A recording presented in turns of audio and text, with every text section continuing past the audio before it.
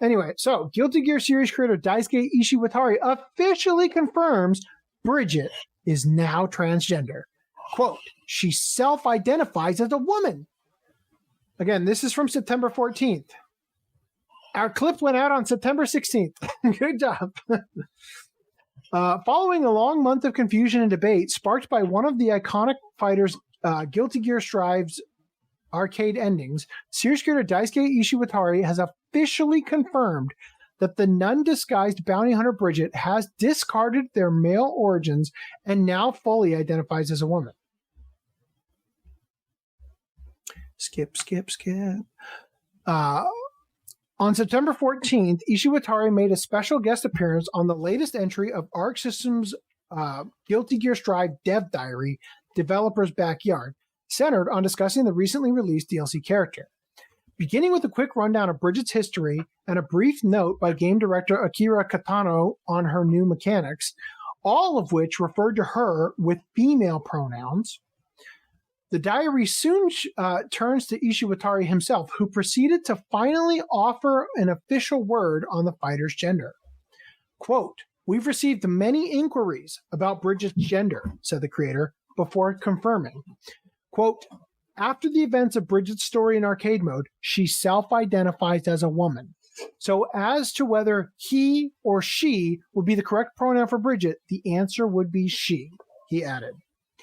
Offering a short recap of Bridget's Kill the Younger Twin backstory, Ishiwatari explained that after the bounty hunter eventually dissuaded her village of their superstition, a bit of lore added to her character with Strive, quote, nothing remained to restrict how both Bridget and her parents lived, and thus, after this, Bridget tries living as a man, but it doesn't feel right. This is where the arcade mode story begins, he asserted. After her exchanges with Gold, Lewis, and Key, Bridget faces parts of herself she has tried to ignore and makes a big decision for herself. Quote, I hope that all of you will watch over her path after her courageous choice to stay true to her own feelings.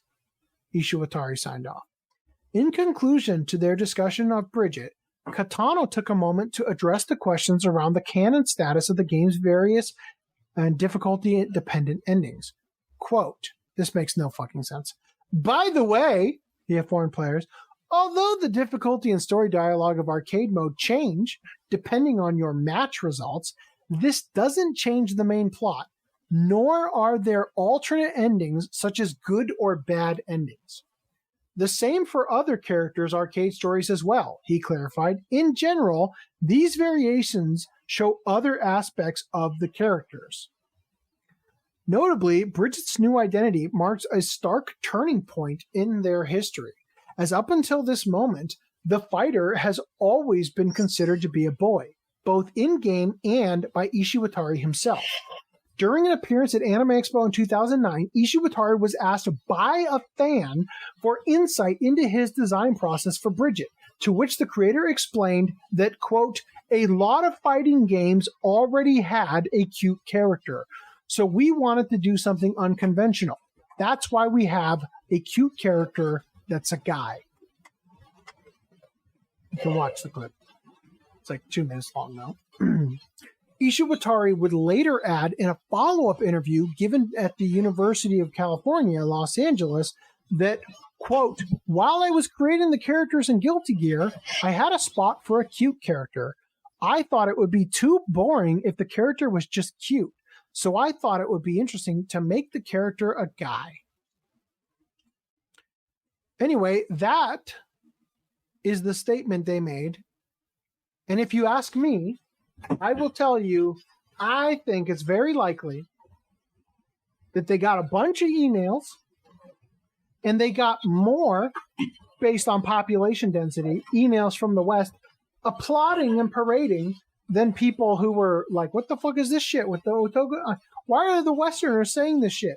And I'll remind you again that most of the Japanese people didn't even know about this, because on their version of the game and on their version of the website, they refer to the character as Otokonoko. And this dev diary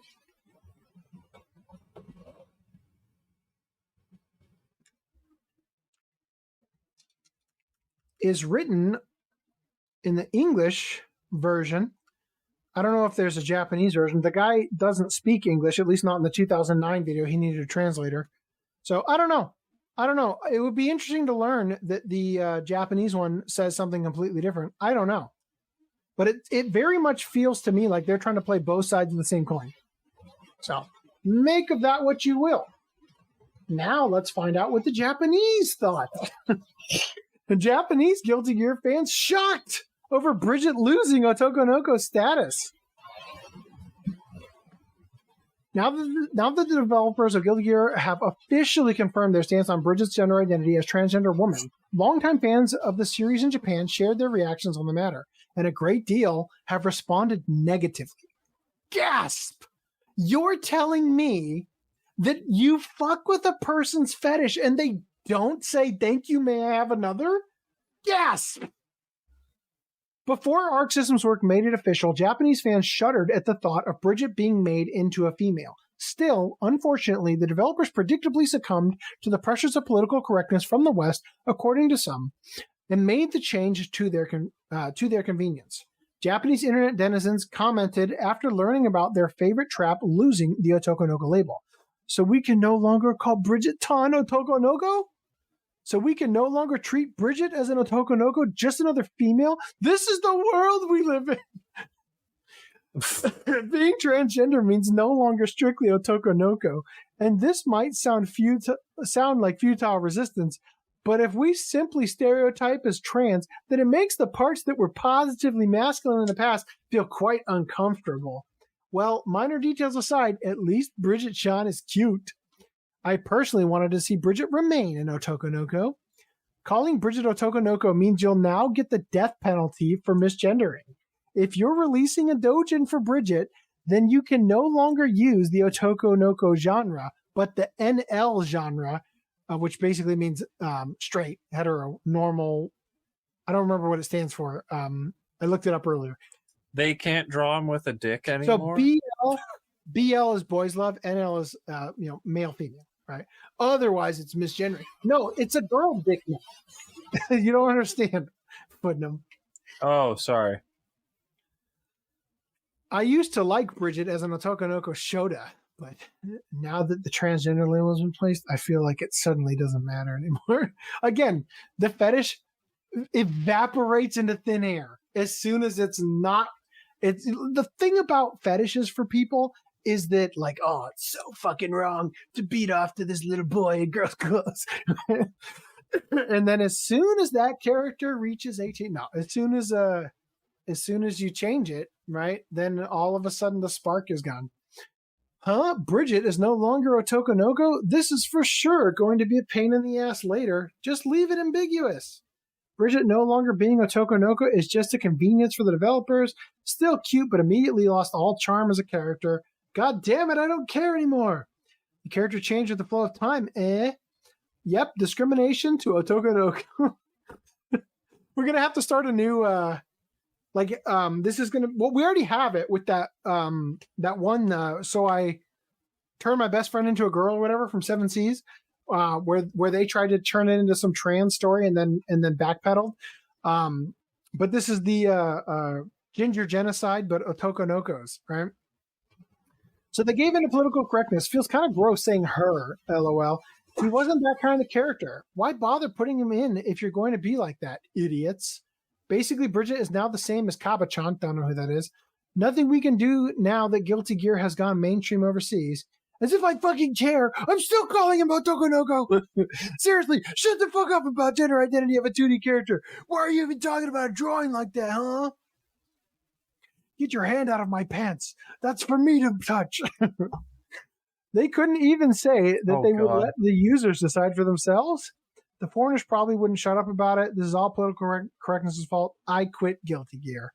And then I have this last one here. I thought this was amazing. This person says, I think it will definitely go down in history as the biggest stain in the history of fighting games.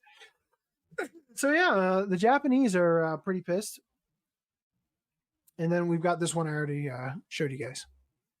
Anyway, So once again, I just want to give my disclaimer again. Everything I read to you tonight was from the articles. I have not played Guilty Gear and don't give a shit about this, but I do see it as a canary in the coal mine for future things. As we talked about when I brought this up with, so I turned my best friend into a girl, right? If you let people colonize here, where does it stop, right?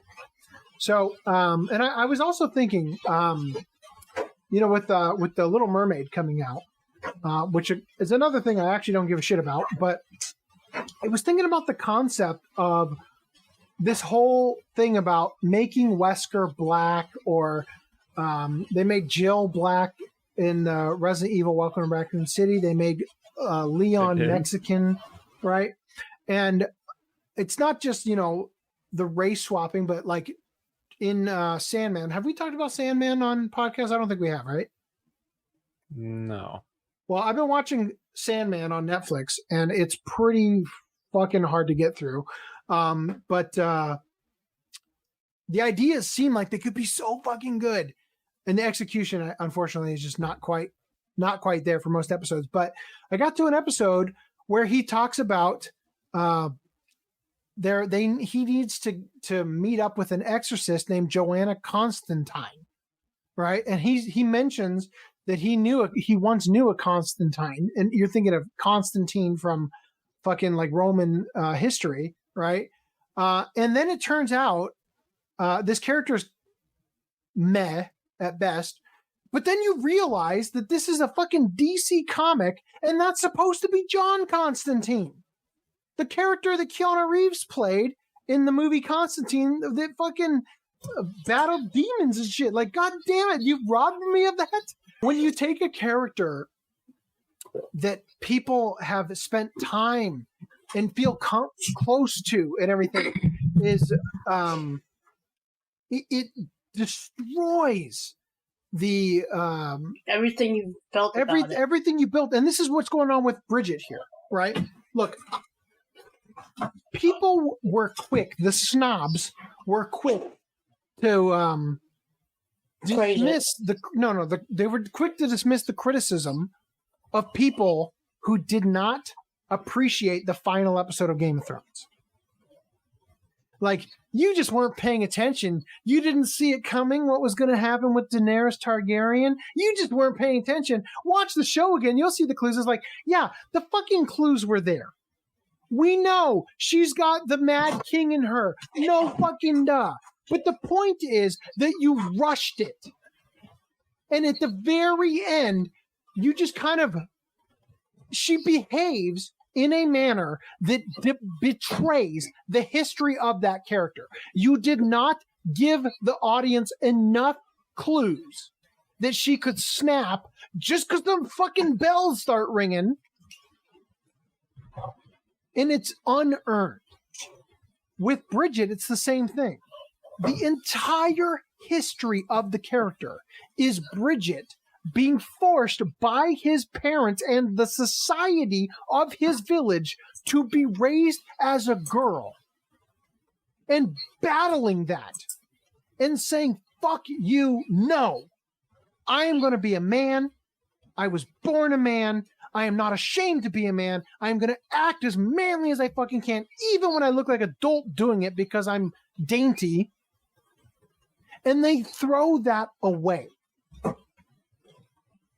That is why people are pissed. And they can't even bother to make their own characters that are trans or they have to hijack existing property. Yeah. And that is the thing. That is the colonization of fandom. They are stealing from you and telling you, you better fucking like it or else. So naturally, people are not going to take it and say, thank you, may I have another? And the whole like, oh, you're just racist, you're just transphobic, that's bullshit.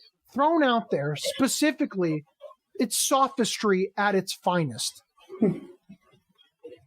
Anyway, I'm very upset about it, as you can see. And I don't even give a shit about Bridget. I fucking hate this. But at the same time, I'm like, oh, at least it was only fucking Bridget. None of the characters I give a shit about.